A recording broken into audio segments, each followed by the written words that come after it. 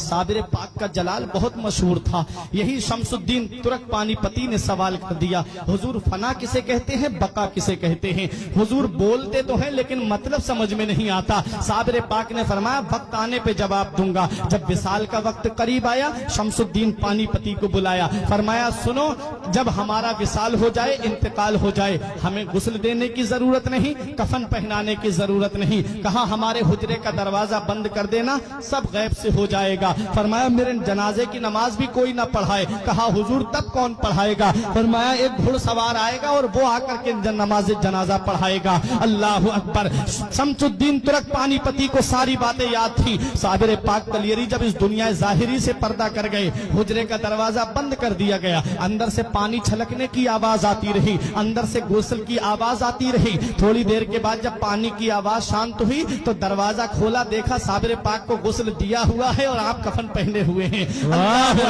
ये है साबिर पाक कलियरी। अब उसका इंतजार हो रहा है जो नमाज जनाजा पढ़ाएगा। बड़े बड़े औलिया लाइन में लगे हुए हैं, बड़े बड़े औलिया सफ में लगे हुए हैं, अपने वक्त के जय्यद उलमा सफ में लगे हुए हैं, मुरीदीन सफ में बांधे खड़े हुए हैं। शमसुद्दीन पानीपती से किसी ने कहा अरे नमाज जनाजा तो शमसुद्दीन पानीपती ही पढ़ाएंगे, क्योंकि सुबह भी साबिर पाक के साथ में रहे, दोपहर को भी साबिर पाक के साथ में रहे, शाम को भी साबिर पाक के साथ में रहे, खलबत में साबिर पाक के साथ हैं, जलवत में साबिर पाक के साथ हैं, सफर में साबिर पाक के साथ हैं, हजर में साबिर पाक के साथ हैं। हर वक्त साबिर पाक के साथ जो रहे, जिसे साबिर पाक बड़ी मोहब्बत फरमाए, उसे शमसुद्दीन तुर्क पानीपती कहते हैं। कहा यही तो नमाज जनाजा पढ़ाएंगे। तब शमसुद्दीन पानीपती ने कहा मैं नमाज जनाजा नहीं पढ़ाऊंगा, बल्कि मेरे पीर का ये कहना है कि एक घुड़सवार आकर के मेरी नमाज जनाजा पढ़ाएगा।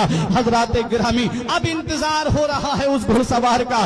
दूर धूल उड़ती हुई नजर आई। जब वो धूल करीब आई तो देखा कि घुड़सवार है, चेहरे पे नकाब पड़ी हुई है, मुसल्ले नमाज जनाजा पे खड़े हुए और नमाज जनाजा पढ़ा करके सवारी पे सवार होकर के जब चलने लगे, और जब घुड़सवार की सवारी थोड़ी बड़ी, तब शमसुद्दीन तुर्क पानीपती ने दामन पकड़ के कहा आपको पता है किसकी नमाज जनाजा पढ़ा के जा रहे हो? ये वो अल्लाह का वली है जिसकी शान सारी दुनिया में मशहूर है, ये वो अल्लाह का महबूब बंदा है जिसका जलाल सारी दुनिया में मशहूर है।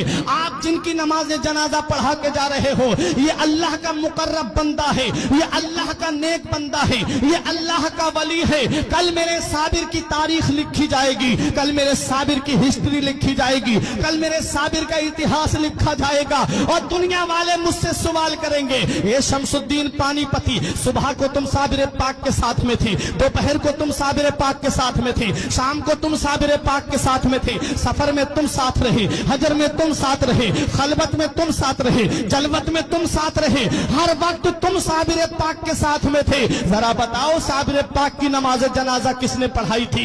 हुजूर मैं उनको क्या जवाब दूंगा? कल जब तारीख लिखने वाले मुझसे सवाल करेंगे साबिर पाक की नमाज जनाजा पढ़ाने वाले का नाम बताओ, जब इतिहास लिखने वाले मुझसे पूछेंगे साबिर पाक की नमाज जनाजा पढ़ाने वाले का नाम बताओ, तब मैं उनको क्या जवाब दूंगा? जब अदीब अपनी अपनी तारीखों में लिखेंगे तब मैं उनको क्या जवाब दूंगा? हुजूर या तो अपना नाम बता दीजिए या चेहरे से नकाब उठा दीजिए ताकि मैं चेहरा देख करके पहचान लूं। तब हम शमसुद्दीन पानीपती के सामने घुड़सवार ने जब चेहरे से नकाब उठाया तो पैरों तले की जमीन निकल गई, आंखें खुली की खुली रह गई। कहा हुजूर मैं ये क्या देख रहा हूँ? हुजूर चारपाई में कौन लेटा है और मेरी निगाहों के सामने कौन खड़ा है? तब मेरे साबिर कलियरी ने जवाब दिया ए शमसुद्दीन तुम भूल गए, तुमने मुझसे पूछा था कि फना किसे कहते हैं और बका किसे कहते हैं। अरे तुमने मुझसे पूछा था कि फना और बका किसे कहते हैं।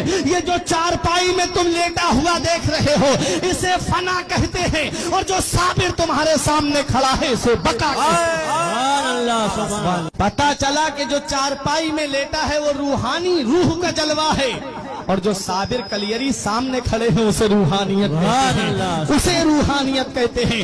रूह अलग होती है, रूहानियत अलग होती है।